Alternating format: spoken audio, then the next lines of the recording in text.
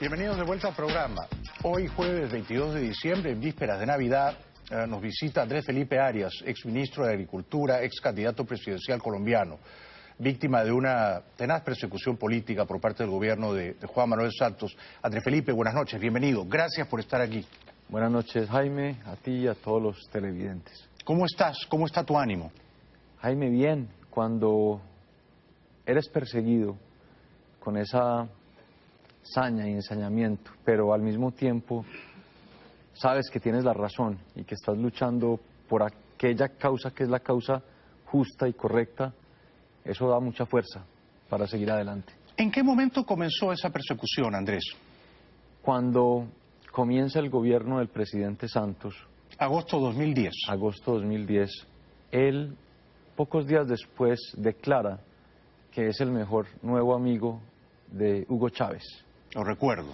Y comienza a implementar unas políticas totalmente distintas a aquellas por las cuales todos los que lo ayudamos a elegirse habíamos votado por él. ¿Tú votaste por él? Claro. En primera y en segunda vuelta. Claro, y le ayudé a ser presidente. A pesar de que tú habías sido precandidato presidencial y habías competido con él. Así es, a pesar de eso, pensamos que él iba a seguir la misma línea de pensamiento que todos defendíamos, y yo, y esto lo hablé con el presidente Uribe, lo apoyé a él, a pesar de en ese momento haber tenido que apoyar a Noemí Sanín, pero no, apoyé a Juan Manuel Santos. Y empieza el gobierno y empieza a implementar unas políticas totalmente distintas a aquellas por las cuales fue elegido. ¿Eso te sorprendió? A cualquier ser humano sorprende que hacemos una campaña defendiendo la seguridad, defendiendo la lucha firme contra el terrorismo, contra el narcotráfico, contra regímenes dictatoriales como Venezuela, y que al día siguiente de la posesión la persona cambia de opinión. Nos sorprendió hasta el punto que pocos meses después hubo una ruptura política entre nuestro grupo, encabezado por el presidente Uribe, y el gobierno. Cuando eso sucede, se desata una persecución judicial feroz contra muchos de nosotros. Yo te puedo decir, bueno, yo estuve en la cárcel 2 años en Colombia, en una unidad militar, pero hoy siguen en la cárcel el ministro de Salud de Uribe, el ministro del Interior de Uribe, 2 ministros de la presidencia de Uribe, la directora de inteligencia de Uribe, un ex precandidato presidencial de nuestro partido, estuvo 3 años en la cárcel. Están en la cárcel muchas personas y en el exilio estamos varios. Está el alto comisionado para la paz en Canadá, está el jefe de comunicaciones del presidente Uribe en Italia, está Luis Alfonso Hoyos, gerente de la campaña de Oscar Iván Zuluaga, está también exiliado en Estados Unidos, y estoy yo exiliado acá. Con lo cual queda claro que no es una persecución política dirigida únicamente contra ti, sino contra casi todos los que colaboraron lealmente con el exitoso gobierno de Álvaro Uribe. Has mencionado a 10 o 12 personas prominentes en el gobierno de Álvaro Uribe, ¿verdad? Así es, Jaime, y además contra la familia del presidente Uribe. El hermano del presidente Uribe está en la cárcel con también acusaciones de delitos supuestamente cometidos hace casi 30 años. Han querido judicializar a los hijos del presidente Uribe, y nosotros lo que queremos es mostrarle al mundo y a Estados Unidos y a América Latina que lo que está pasando en Colombia es lo mismo que empezó a suceder en Venezuela hace más de 10 años. Y en ese momento la gente no creía que Venezuela fuera a llegar a lo que acabamos de ver. Pero hoy en Colombia la democracia se está derrumbando porque el presidente Santos ha tomado la decisión de entregarle a las FARC muchas cosas, mientras hoy los cabecillas de las FARC están en el Congreso, los acaban de amnistiar esta semana en el Congreso, mientras quedaron exonerados de cualquier posibilidad de ser extraditados acá a Estados Unidos a responder por delitos de narcotráfico, mientras van a tener acceso a las emisoras de radio, a la televisión, a la financiación pública. Quienes defendimos y servimos honorablemente con el presidente Uribe, estamos judicializados, exiliados, encarcelados y en mi caso ya con presiones para ser extraditado a Colombia. Es una cruel ironía, es decir, Santos, que llegó al poder con los votos del uribismo, quiere que los líderes terroristas de las FARC vayan al Congreso, aun si no tienen votos del pueblo, y que los exministros uribistas sean perseguidos judicialmente. Ahora, ¿Santos controla la justicia colombiana a tal punto que él ordena que persigan a conspicuos, prominentes colaboradores del uribismo y eso ocurre en efecto? ¿Él tiene ese control, esa injerencia sobre la justicia de Colombia? No me cabe la menor duda, Jaime. Y dos ejemplos de ello acaban de suceder con las altas cortes en Colombia. En Colombia una alta corte hace un par de días acaba de desconocer el resultado de victoria de quienes votamos por el no o queríamos que ganara el no en el plebiscito contra los acuerdos con las FARC. 6,5 millones de personas, Sí, más o menos, ¿no? Así fue, 6,5 millones. Y una corte en Colombia acaba de decir que esa elección no debería ser tenida en cuenta por el Congreso con el argumento absurdo, según el cual quienes impulsaron la campaña por el no mintieron. Otra alta corte decidió hace poco ordenarle al Congreso que tenían que aprobar todo lo de La Habana en una especie de proceso abreviado o fast track, como se hace aquí en ocasiones en Estados Unidos. Pero en Colombia eso nunca ha existido, con una particularidad, y es que el fast track esta vez es sin que el Congreso pueda debatir el contenido de los acuerdos. Están aplastando la democracia y las libertades en Colombia. El mundo todavía cree que Colombia es una democracia. No lo es, no lo es. Si no es una democracia, ¿qué es? Colombia hoy es un régimen dictatorial de Juan Manuel Santos, que persigue a quienes pensamos distinto, que persigue a quienes no creemos en lo que se está haciendo con las FARC, que controla las otras dos ramas del poder público, la justicia, y también controla al Congreso con mayorías aplastantes. Entonces, si usted mira eso y mira Venezuela, ve que es un reflejo muy, muy similar de lo que está sucediendo en Venezuela. La única diferencia, pienso yo, es que en Colombia se visten de saco y corbata, en Venezuela están más desabrochados, pero el resto es idéntico. Es una dictadura encubierta, camuflada, que se viste democrática, pero que opera autoritariamente, ¿no? Se supone que una democracia no es solo ganar con la mayoría en las urnas, pero gobernar democráticamente. Ahora bien, ¿Santos ganó la reelección limpiamente el año 2014? Yo estoy convencido que el presidente de Colombia es Óscar Iván Zuluaga. Yo estoy convencido de eso. ¿Santos hizo trampa? Cuando uno mira la forma en que se contaron los votos, Jaime, empiezas a ver unas anomalías en la forma como va aumentando el porcentaje contabilizado que nunca se había visto en Colombia. Se acaba de probar por una persona que confesó que el montaje que le hicieron a Óscar Iván Zuluaga fue un montaje de la Dirección de Inteligencia de Palacio. La historia del hacker. La historia del hacker. Nos piden publicidad, pero antes una pregunta que quizá la audiencia no tan familiarizada con tu caso se hará, y es, ¿tú tenías algún problema personal con Santos antes de que él llegara a la presidencia? ¿Se habían peleado cuando eran colegas de gabinete? ¿Habían tenido algún entredicho? ¿Había alguna animosidad? ¿Qué te puedo decir? Yo me hago esa pregunta mucho. Y lo único que yo encuentro que yo pude haber hecho para que ese ensañamiento fuera tan fuerte es que yo aspiré a la presidencia de la República y que si a mí no me hubieran aniquilado políticamente como lo hicieron, yo estaría luchando por esas ideas de Uribe, de la libertad, de la seguridad por llegar a la presidencia. Comprendo. Con lo cual, si Santos no hubiera ordenado la persecución contra ti y contra otros uribistas el año 2010, quizá tú hubieras sido el candidato del uribismo el 2014 y no Óscar Iván. Puede ser, es una gran posibilidad y solo Dios lo sabe, pero te garantizo que hubiera estado dando la batalla política por las ideas en las que siempre hemos creído, por la libertad, la seguridad, y nunca hubiéramos tolerado lo que están haciendo hoy con las FARC. O sea que quizás su principal propósito era eliminarte políticamente. No me cabe la menor duda.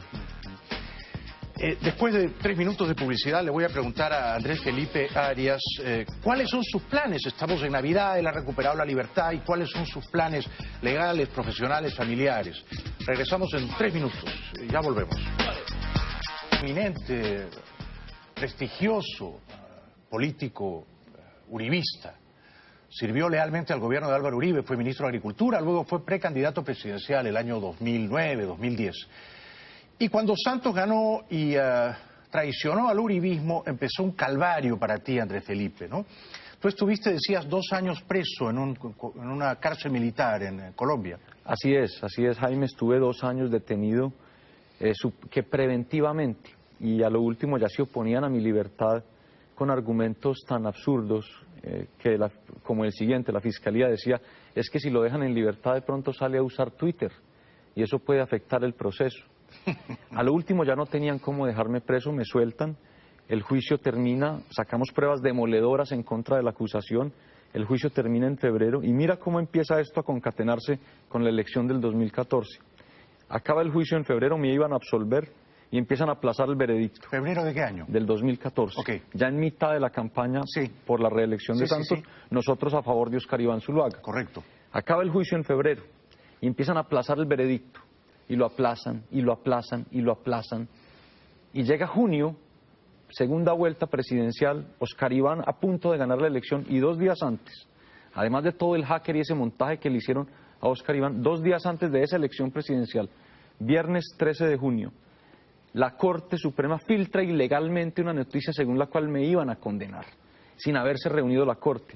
¿Por presión de quién? Por presión del gobierno, para afectar la elección de Óscar Iván 2 días después y por supuesto para presionar a que me condenaran a los demás magistrados. ¡Qué barbaridad, qué escándalo! O sea, que estaba todo digitado para que coincidiera con la segunda vuelta de junio. Todo. No recordaba eso a ese nivel de detalle. Así fue, y altos funcionarios del gobierno empezaron a amplificar la noticia en las redes sociales, incluida la persona encargada de dirigir la unidad de protección que nos cuidaba a mi familia y a mí, porque yo soy desafortunadamente una persona con un riesgo extraordinario de seguridad en Colombia, así lo han decretado las autoridades por las amenazas que he tenido de las FARC y de otros grupos en Colombia. Claro, Andrés, pero la misma persona encargada de dirigir la agencia que nos protegía empieza a amplificar la noticia y después le filtró a los medios de comunicación la bitácora de nuestros movimientos, de los movimientos de mi familia.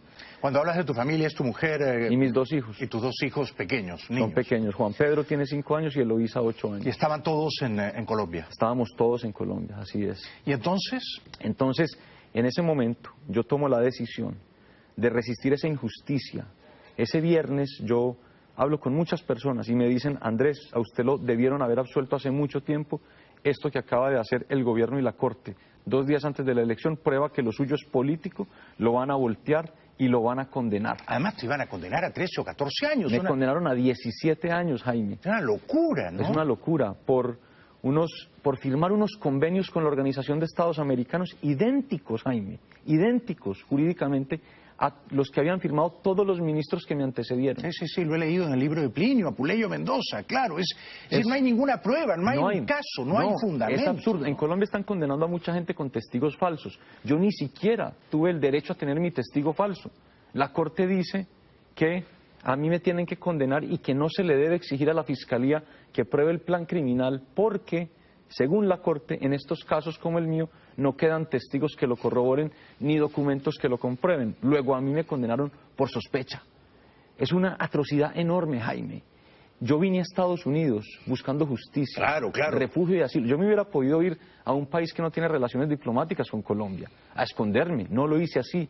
Vine acá exponiéndome incluso a una cárcel tan dura como en la que estuve durante 3 meses porque quiero que la justicia de Estados Unidos me escuche. Bueno, si no hay justicia independiente en Colombia, tenías que irte, no podías rendirte a los abusos de una justicia hincada de rodillas al poder político de Santos. Ahora, ¿por qué llegando aquí estuviste 3 meses en la cárcel y por qué has recuperado la libertad? Y sobre todo, ¿por qué ahora el presidente Santos quiere tu extradición? Comenzamos un proceso de asilo político, hoy tenemos estatus legal pleno, mis hijos, mi esposa y yo. Y es lo que corresponde, son perseguidos políticos. Así es, estábamos en el proceso con la protección, todo, y un día, el mismo día, Jaime, en que se anuncia el cierre de las negociaciones en Cuba, me arrestan y me dicen que hay una solicitud de la República de Colombia para mi extradición. Vamos, voy a la cárcel, a una prisión federal, fue un momento muy, muy difícil, con una presión del gobierno colombiano por extraditarme. Estamos hablando de este año, ¿no? Este año, hace 4 meses. Claro. Y bueno, a los 3 meses me dejan en libertad porque mis abogados probaron que no existe un tratado de extradición vigente con Colombia, entre Estados Unidos y Colombia, y en este país, como en la mayoría, para extraditar a una persona se requiere de un tratado de extradición. La gente se pregunta, ¿pero cómo así que no hay tratado entre Colombia y Estados Unidos si extraditan mucha gente de Colombia a Estados Unidos todo el tiempo? ¿Por qué? porque Colombia es un país sui generis. Colombia no exige tratados de extradición para extraditar las personas por esa lucha tan dura que hemos tenido contra el narcotráfico. Comprendo. Y el tratado entre Colombia y Estados Unidos se cayó en los 80, no existe. Y ahora a mí me sueltan en libertad por eso. El juez le dice al fiscal, si usted no me prueba o me trae un documento del gobierno colombiano diciendo que hay un tratado vigente, yo no puedo seguir deteniendo a este señor. Y si no hay un tratado vigente, ¿cómo Santos puede sostener el galimatías de que deben extraditarte? Eso no tiene consistencia jurídica. No la tiene y es por el ensañamiento. Jaime, yo quiero mostrar una cosa que dijo el presidente Santos hace unos años. ¿Siendo presidente? Siendo presidente, esto es abril de 2011, ahorita voy a mostrar esto. ¿Recuerdan el caso de Walid Maclet? ¿Cómo no? El narcotraficante venezolano. Lo capturan en Colombia, lo pide Estados Unidos, lo pide Venezuela. ¿Por qué lo pide Venezuela? Porque si Walid Maclet viene a Estados Unidos, empieza a contar todo lo que tiene que contar del cartel de los soles. Él sobornaba al alto mando militar venezolano a cambio de que lo dejasen operar como narco, ¿correcto? Así es, y así es. Y no solo te lo digo por las noticias, en confidencia te lo digo porque allá en la cárcel hay muchas personas que van a testificar contra Venezuela y dicen de eso. Bueno. Entonces Juan Manuel Santos, el presidente Santos, en ese momento dice, voy a extraditarlo a Venezuela y no a Estados Unidos. ¿Por qué? Miren lo que dice que lo va a extraditar a ese país, a Venezuela, porque Colombia tiene un tratado de extradición con Venezuela y no con Estados Unidos. Está dicho. Palabras del presidente. Sí. Yo estoy obligado, dice Juan Manuel Santos, y esto es abril de 2011, el diario El Espectador, a cumplir con la Constitución y con las leyes. Voy a seguir por ese camino. Nosotros tenemos un acuerdo de extradición con Venezuela, no con Estados Unidos, agregó Santos. Esto lo dice Santos, no procede la extradición con Estados Unidos. Así es. Y él despachó a Maclet a Venezuela. Así es. Con ese argumento. A Chávez. Con ese argumento. Hace 5 días después de mi libertad, el ministro de Justicia de Colombia ratifica eso. Dice, efectivamente no hay un tratado de extradición con los Estados Unidos. Esto lo dijo el ministro de Justicia. Y hace una semana, la Cancillería colombiana le envía un documento al Departamento de Justicia de Estados Unidos diciendo que confían en que me extraditen amparados en el tratado vigente entre Colombia y Estados Unidos. Que aunque ellos me pidieron, no invocando el tratado al principio, se equivocaron, que están enmendando el error y que me van a pedir esta vez con el tratado. ¿Cómo puede la canciller Holguín actuar de esa manera, por el amor de Dios? Es el ensañamiento, Jaime, es el ensañamiento. Miren, las personas no creen lo que está sucediendo en Colombia, porque obviamente hay un halo de una supuesta paz que ha proyectado internacionalmente el presidente, pero usted va y mide la opinión popular en Colombia y las cosas son muy diferentes. Bueno, por algo ganó el no, Andrés. Por algo ganó el no, ¿verdad? Por algo ganó el no, por algo hoy la desfavorabilidad del presidente Santos es de las más bajas que presidente alguno haya tenido en nuestro país. No llega a 30%. No llega a 30%. Y por algo hoy tiene más desprestigio la justicia que el mismo Congreso. Quiero hacerte una pregunta bien simple antes de la publicidad. 2010, segundo semestre de 2010. Bueno, Santos te persigue para que tú no fueras un rival político de cara a las elecciones de 2014. Pero ahora, si finales de 2016, tú estás en el exilio con tu familia, ¿por qué no cesa la persecución? Es decir, ¿por qué sigue encarnizándose contigo? ¿Qué amenaza o qué peligro representas tú para él? Es algo simple. Como nadie puede creer que un Nobel de Paz persiga a la oposición política, él tiene que hacer y el gobierno colombiano tiene que hacer lo que tengan que hacer para no permitir que mi asilo se consolide. Comprendo. Porque si mi asilo se consolida, esa sería la prueba fulminante de que en Colombia hay persecución. Claro, y se supone que un Nobel de Paz no puede perseguir a sus adversarios. Así es. O sea que le mancha, le desdora un poco la reputación de Nobel. Claro, porque si se termina de consolidar mi proceso de asilo, se prueba que hay persecución a la oposición en Colombia. Y como no solo el mío, el asilo de muchas personas que lo están buscando, al amparo del derecho internacional por lo que está sucediendo en Colombia y porque los han perseguido. Aquí hay varias personas buscando asilo también contra esa persecución del presidente Santos y su gobierno. Te ruego que te quedes con nosotros hasta el final. Tenemos que ir brevemente a la publicidad y luego te voy a preguntar si tú crees que cuando Trump asuma la presidencia, faltan muy pocas semanas, en enero, eso va a jugar a favor de que se haga justicia en tu caso. Gracias por estar con nosotros, Andrés Felipe Arias. Y toma como un timbre de honor que te digan Uribito. Alguna gente te lo dice con menosprecio, desdeñosamente, pero que te digan Uribito yo creo que hace justicia a la leyenda de ese gran político que es Álvaro Uribe. Así es, algunas personas lo dicen despectivamente y quienes lo dicen con cariño, pues bienvenidos sean. Cuéntame a mí en el segundo grupo, regresamos profesional y familiar, Andrés Felipe. Mi único sueño en este momento es estar con mi esposa y mis hijos y que no me vuelvan a separar de ellos.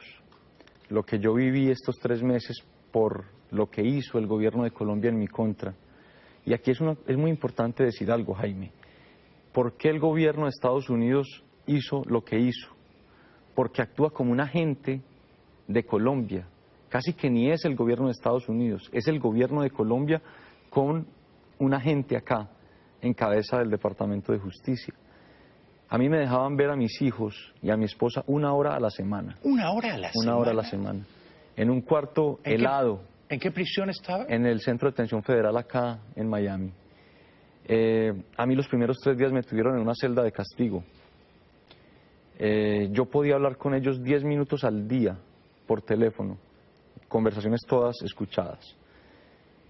Yo eso lo asumo con toda la entereza, pero yo no quiero que a mí me vuelvan a separar de mi esposa y de mis hijos porque yo no cometí delito alguno. Jaime, si yo hubiera cometido un delito, yo regresaría a mi país a responder. Pero no lo hice y me siento en la obligación de resistir esta injusticia por mis hijos, por mi esposa, por Colombia y por la verdad. Yo te creo. Hasta el final de mi vida lo voy a hacer. Tú eres un hombre decente, eres un colombiano admirable y somos muchos los que te queremos. Si Álvaro Uribe te sigue apoyando de un modo inquebrantable, yo no tengo la menor duda, no tengo un átomo de duda de que tú eres un hombre honrado, que procedió con justicia y con el cual se han ensañado por las razones más mercenarias y subalternas. Ahora, el triunfo de Trump cambia la cosa para Santos, ¿no? Yo no creo que con el gobierno Trump en funciones Santos tenga el mismo poder de manipulación aquí, ¿o me equivoco? Yo espero que Estados Unidos, los 2 partidos en Estados Unidos, se empiecen a dar cuenta muy rápido de lo que está pasando en Colombia. Colombia acaba de convertirse nuevamente en un país con 200.000 hectáreas de hoja de coca. Nosotros cuando entregamos el gobierno la habíamos reducido a 60.000, wow, bajándola de 180.000. Wow. La política agropecuaria que impulsamos fue muy importante para eso, para sustituir los cultivos ilícitos. Y en este gobierno aumentaron a 200.000 hectáreas. El país está nadando en coca. Sí, sí. Está nadando en coca. Se triplicó nuevamente. No, y el cartel de la coca más prominente, que son las FARC, bueno, ahora cuentan con la bendición de Santos. Ahora acaban de decir que el narcotráfico es conexo como delito al delito político. Jaime, ¿qué señal está enviando Colombia a todos esos grupos narcotraficantes que hay? Sigan enviando cocaína a Estados Unidos, que tarde o temprano los convertimos en políticos. Claro. Y los indultamos. Claro, no los castigamos. Entonces toda la lucha que han dado nuestros soldados, nuestros policías, la misma justicia que enfrentó al narcotráfico, la lucha de Estados Unidos, los recursos que ha puesto Estados Unidos, los contribuyentes que pagan impuestos en Estados Unidos, se va a ir por la cañería. ¿Por qué? Porque volvió a crecer el narcotráfico. Entonces yo confío en que ambos partidos en este país, el propio gobierno presente, se empiece a dar cuenta de lo que está pasando allá, no solo con eso, sino con lo que están haciendo con la democracia, acabando con las elecciones o las mayorías que se pronunciaron contra el no, persiguiendo a quienes pensamos distinto. Entonces confío, porque yo sé que estamos con la causa correcta, la causa buena, y Dios está con nosotros en esta batalla. Seguro. Una vez que la justicia prevalezca en tu caso, ¿te gustaría quedarte con tu familia a residir aquí? ¿O los planes a mediano plazo, quizá cuando ya Santos no sea presidente de Colombia, son volver? Yo voy un día a la vez, Jaime. Además, hace bien. El problema es que donde yo anuncie otra cosa, redoblan los esfuerzos contra mí. Sí, sí. Cada vez que yo hago una entrevista como estas, yo te garantizo que la rabia del presidente Santos va subiendo, va subiendo. Y eso nos expone más a nuestra familia y a mí, inclusive a mi familia en Colombia. Pero yo lo tengo que hacer porque yo le tengo que contar al mundo y a Latinoamérica y a los Estados Unidos y al exilio cubano y al exilio venezolano lo que está pasando en Colombia. Es mi deber, lo tengo que hacer. Y lo haces muy bien, porque es la verdadera naturaleza del gobierno de Santos, ¿no? La verdadera entraña de ese gobierno. Ahora, tú eres un hombre de fe, eres creyente, ¿no? Sí, absolutamente. ¿Qué sientes tú por Santos, Andrés Felipe? No, yo con el presidente Santos no tengo ningún problema personal. Yo me pregunto todas las noches. Esta semana me desvelé, me levanté a las 3 de la mañana y yo decía, ¿yo qué le hice a este señor? O sea, ¿por qué ha llegado a este extremo de decir que me tienen que aplicar un tratado selectivamente, un tratado que no existe, solo para llevarme allá? Cuando tú en este momento no representas ninguna amenaza para él. Estás fuera de juego. Fuera de juego políticamente, pero la única amenaza es que si yo logro transmitir este mensaje y yo logro impulsar la resistencia desde afuera contra lo que está pasando en Colombia y yo logro consolidar mi asilo y el de muchos otros perseguidos, le vamos a mostrar al mundo que Juan Manuel Santos, por más Nobel de Paz que sea, persigue a la oposición y a quienes pensamos diferente y aniquila judicialmente a las personas y a todo el que se atreva a opinar distinto. Sí. Y en eso no termina siendo muy distinto de Maduro. O sea, Maduro despachó a una cárcel militar a Leopoldo López y si fuera por Santos tú estarías en la cárcel 17 años en Colombia, ¿verdad? Así es. No es tan distinto, ¿eh? No es tan distinto y yo me siento en el deber de resistir esto. Es que a mí me dicen, ¿pero usted por qué se fue de Colombia? Porque yo busqué asilo y refugio contra una injusticia que iban a hacer y yo tengo que también proteger a mis hijos y a mi esposa. Es que 17 años por un delito que no cometí, Jaime. Claro, claro, por supuesto. Además, este país es el país de los asilados, de los refugiados, de los perseguidos. Estás en el país correcto. Así es. Pero lo más peligroso son estos días que faltan hasta que Trump asuma. ¿Dirías que este es el periodo más peligroso, de más alto riesgo para tu caso? Ahorita nosotros tenemos un tiempo para responder esa teoría exótica de la Cancillería según la cual me tienen que aplicar un tratado que no existe. Eso será en enero. Vamos a responder. Yo confío en la justicia de este país. Lo bueno de la justicia de Estados Unidos, Jaime, es que no importa el gobierno que esté, no actúa como un partido político. Cierto. A diferencia de nuestros países. En medio de las adversidades, de las desgracias que has tenido que enfrentar, ¿has ganado amigos o has perdido amigos? Hemos ganado muchísimos amigos. Hemos recibido el apoyo, Jaime, impresionante, de personas por supuesto en nuestro país, pero también de personas acá en los Estados Unidos, en muchos otros países. Ayer me enviaban una foto de un centro comercial en Medellín, en mi ciudad natal. Era una foto mía en donde decía abajo, y el gobierno dice que extraditar a Andrés Felipe Arias no es persecución. Entonces está moviendo ya esto porque Colombia ya se ha dado cuenta y el mundo se va a empezar a dar cuenta de lo que está sucediendo. Yo estuve en Medellín en septiembre, antes del plebiscito del 2 de octubre, y advertí dos cosas. Primero, que la gente en Medellín y la gente de a pie te quiere mucho. La gente no se compra el cuento de que tú fuiste un ladrón, no, la gente te quiere, te recuerda con cariño. Y luego que la gente no estaba con Santos, que la gente estaba con el no, y así fue, ¿no? Y así fue, y fue una victoria épica. Sí, épica. Porque fue contra todo, heroica, fue contra todo. Sí. David y Goliat es una caricatura de lo que fue esa batalla y se ganó. Y ya ahorita que decías que la gente sabe que yo no cometí el delito, es que la misma sentencia dice que no hubo desviación de recursos, que no hay testigos, que no hay documentos, pero que aún así me tienen que condenar. Si eso no es político, Jaime, ¿qué lo es? Es una monstruosidad, es un atropello brutal. En tu caso no se presume la inocencia. No. Se presume la culpabilidad. Exacto, no es por lo que hice, sino por quién soy. Se llama delito de autor. Sí, exactamente. Pero usted está en este momento, querido Andrés, en lo que Nixon llamaba la larga travesía por el desierto. Algún día y pronto terminará. Y mucha gente te agradecerá tu lealtad al uribismo. Quédate con nosotros hasta el final, por favor. Regresamos con Andrés Felipe Arias en 2 minutos. Ya volvemos. Nos quedan 2 minutos. Ha sido un programa hecho desde el corazón, Andrés. Estamos en vísperas de la Navidad. ¿Qué le pides a Dios en estas fiestas de fin de año? Yo le pido a Dios fuerza, serenidad, mucha sabiduría y que yo siempre pueda estar al lado de mi esposa y mis hijos. ¿Qué sientes por tu esposa Catalina? Amor infinito, muy grande. Ella ha sido un ángel, ha sido una gran guerrera. Ella me ha ayudado a capotear muy bien estas adversidades, las 2 veces que he estado en prisión. Ella ha sido pues como mi ángel guardián. Dios la bendiga. Hágale caso, hágale caso. Las mujeres tienen una clarividencia que nosotros los hombres no tenemos. Así es. Y le hago mucho caso. ¿Tus hijos están ya adaptados aquí en el colegio? Sí, claro, están adaptados en el colegio, han sido espectaculares con ellos, los han apoyado, los han acogido.